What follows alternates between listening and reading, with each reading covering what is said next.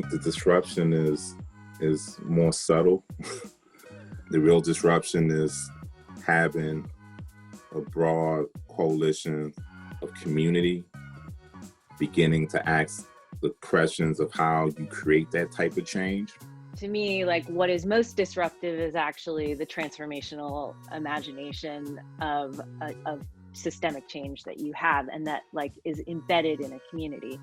To me, one of the most disruptive aspects of the environmental justice movement is actually putting people who are the most impacted by that set of intersectional issues at the center of both like leadership and the solution. When we're talking about EJ, we are really talking about an intersectional approach to systemic change.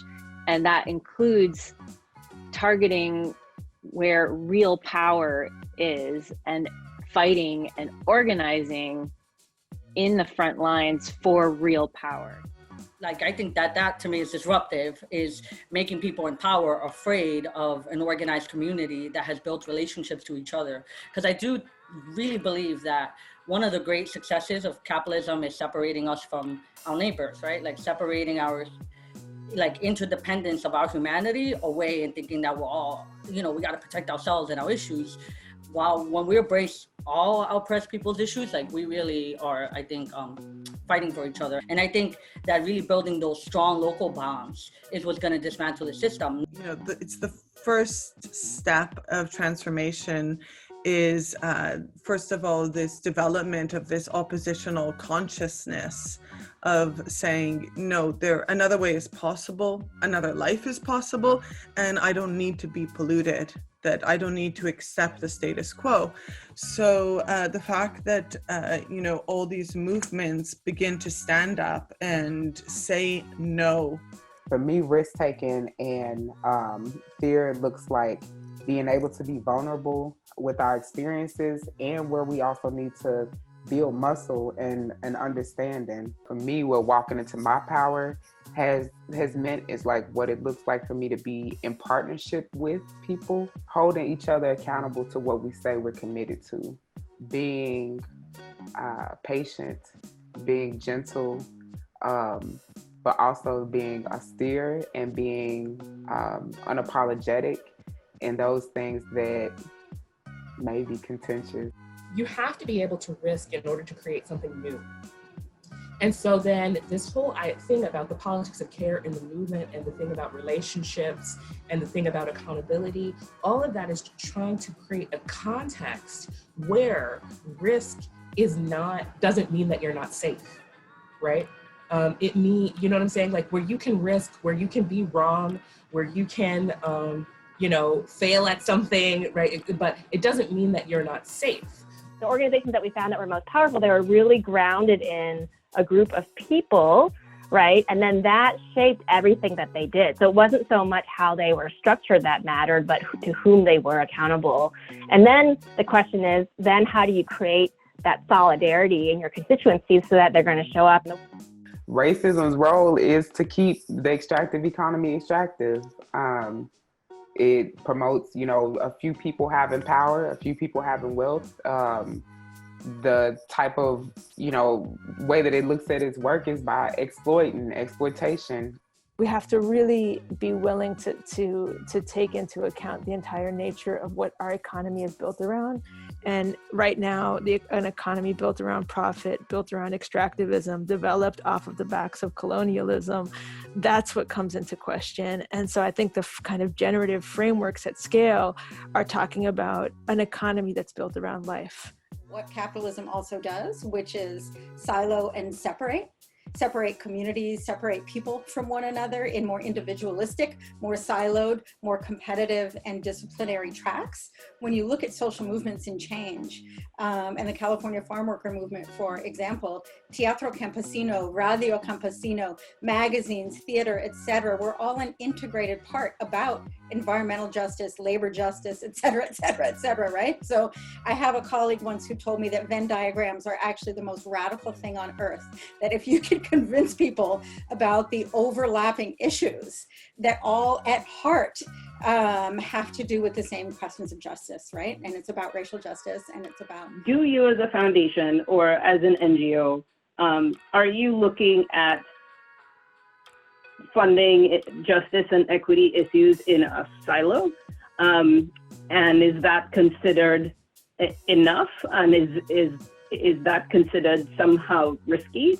The more risky thing is if you're not actually looking across any policy that you're putting forward and any area of work and doing rigorous analysis around what the equity implications are and figuring out what you're either doing about it or who you should partner with to address it. Being able to be in community with other people is what gives you the courage to imagine something totally different and to fight for that with each other. And that's like the heart of what organizing should be about. One kind of form of mobilization that's been growing a lot in Latin America and become really popular is the creation of local popular referenda, organized votes, where they say, we're going to take democracy into our own hands. That if we can take on all of the aspects of kind of a comprehensive package that begins to look at, a long-term strategy of, shifting resources, shifting and building movement infrastructure. That's a lot of the strategy that we're moving on multiple levels. We're obsessed with what works. And when we think about what works, it's like you turn on the light switch and the light goes on. And in the world of political activism and social change, sometimes you turn on the light switch and you turn it on again and you turn it on again, and then you walk away and 2 years later you come back and the light goes on. And that doesn't mean that your pushing on that switch didn't matter. It takes a lot of things that don't seem to be working and persistence and organizing. They bank on the fact that as individuals we'll give up. And there's something Nancy Zach, who's an organizer for like 40 plus years at ICC, which is why it's about organizations, not people, right? Because I'm new, but the organizational history I learned from, she always says we can't give up at the same time. So then we could be in the room and see the same thing, and maybe I give up because that was my baby, this project, this campaign, but the other person who just came in to support me, they don't give up. And then I get to take a break and support them on their campaign next time while I heal, and lick my wounds so that I can come back for the next fight, but we can't all give up at the same time. The top-down model of the great leader and the tradition of Black oratorical-centered leadership only could take you so far, because when they take those leaders away, which they have in the past, the reality is like the movement must continue. So the survival of organizations is not as important as the survival of neighborhood and community based on principles and values. How you are disruptive is by bringing your joy.